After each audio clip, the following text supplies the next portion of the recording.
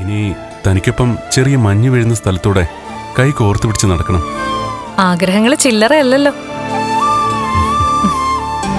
കഴിഞ്ഞ 10-20 വർഷം മനസ്സിൽ കൂട്ടിവെച്ചതൊക്കെ ഇനി എന്റെ ജീവിതത്തിൽ നടക്കണം മഹി.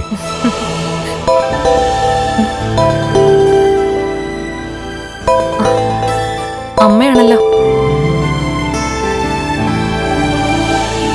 ഹലോ അമ്മേ.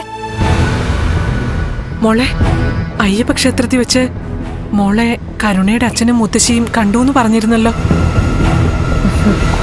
അവിടേക്കല്ലേ ഇന്ന് കണ്ണനെയും കൊണ്ട് പോയത്? എന്നിട്ട് കണ്ണനെ അവര് കണ്ടിരുന്നോ?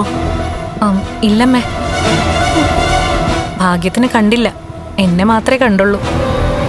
അവരെവിടെ വെച്ച് മോളെ കണ്ടു പറഞ്ഞപ്പോ എനിക്കൊരു ഭയം തോന്നി മോളെ.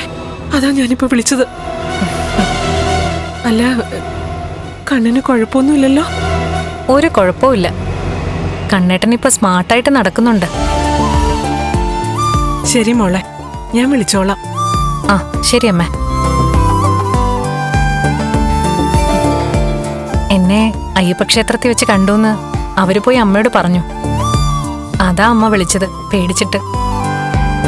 എന്നെ അവര് കണ്ടു കാണുമെന്ന് അമ്മ സംശയിച്ചു അല്ലേ? അതെ. ഇനി എത്ര നാള് നമ്മളിങ്ങനെ ഒളിച്ചും പാത്തൊക്കെ പോകും മഹി? കഴിയുന്നിടത്തോളം. നടന്നു തുടങ്ങിയ ഒരാൾക്ക് വീൽ ചെയറിൽ സഞ്ചരിക്കാൻ പാടാണ് മഹി. അതൊക്കെ കുറച്ച് സഹിച്ചേ പറ്റൂ കണ്ണേട്ടാ. പിന്നെ ഇപ്പൊ ഒരു യാത്രയുടെ കാര്യം കണ്ണേട്ടൻ പറഞ്ഞില്ലേ, അതുപോലെ ഇടയ്ക്കിടയ്ക്ക് നമുക്ക് യാത്രകൾ പോവാം. കഴിയുമെങ്കിൽ എല്ലാ മാസവും. മാസത്തെ ഒന്നല്ല, ആഴ്ച തന്നെ പോവാം.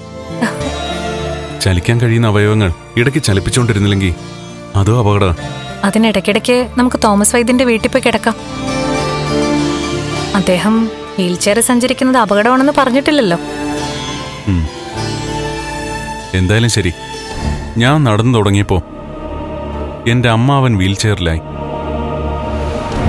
ഇനി നമ്മളൊക്കെ സംശയിക്കുന്നത് പോലെ അവരായിരിക്കോ അന്ന് എനിക്കും അച്ഛനും കൊട്ടേഷൻ കൊടുത്തത്?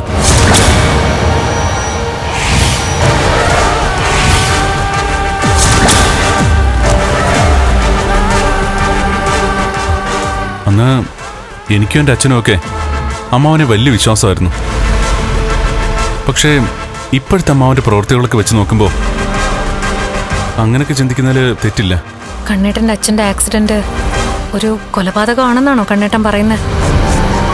എന്ന് ഞാൻ ഉറപ്പിച്ചു പറയുന്നില്ല. എങ്കിലും ആ സാധ്യതയും തള്ളിക്കളയാൻ പറ്റില്ല.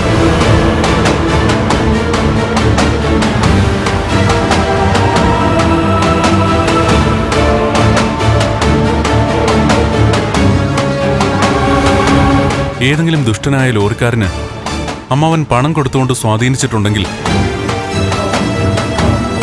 അയാള് ലോറി കൊണ്ടുവന്ന് ബൈക്കിലിടിച്ചതായിക്കൂടെ? അതും തള്ളിക്കളയാനാവില്ല കണ്ണേട്ടാ. ആ ലോറിയും ലോറി ഇടിച്ചവൻ ഇപ്പൊ എവിടെ ഉണ്ടാവും?